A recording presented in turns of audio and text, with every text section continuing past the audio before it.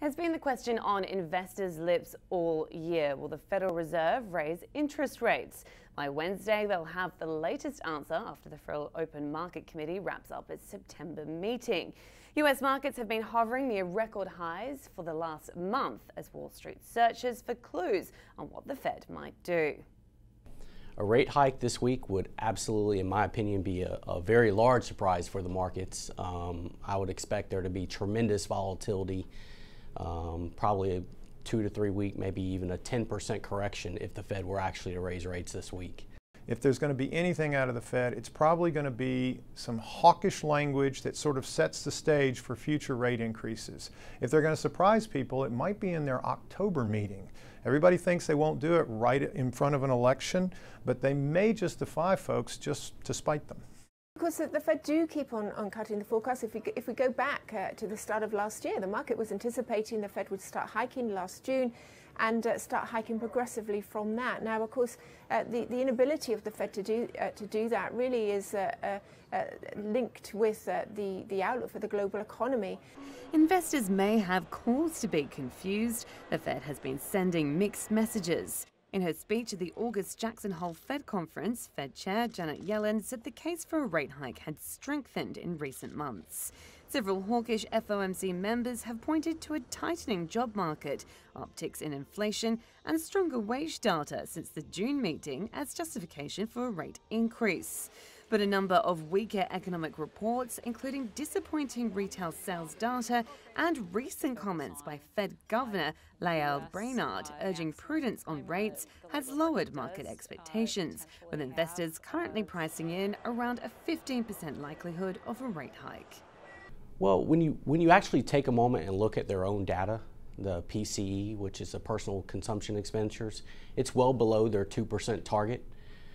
There's really no inflation out there that's flowing through the system yet. We also look at the meager growth we have in GDP. Look at the second quarter came out 1.2%. We don't feel the economy is hot enough to really warrant any raises right here. I think the Fed is really concentrating on the full employment and the wage growth recently, and that's why they know, we really do believe they know they're not going to raise rates, but we feel it's important, and they feel it's important to come out and kind of balance out the market a little bit. Another issue market participants are considering: the upcoming US election. A hike immediately prior to a presidential election is rare, though not unprecedented. The Fed raised rates in September 2004, the year President George W. Bush won a second term. Though the Fed maintains its independence, Republican presidential candidate Donald Trump has accused it of keeping interest rates low to help preserve President Obama's legacy.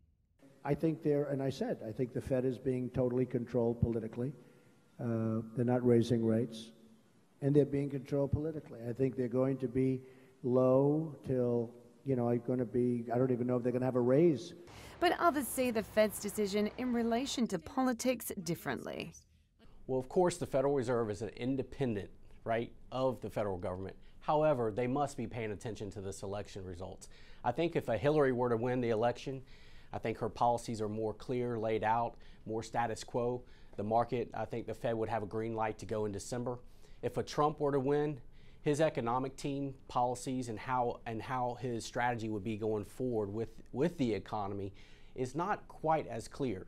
So we would say that would give a higher probability of the Fed to at least take a pause going into December, maybe look at a first quarter hike.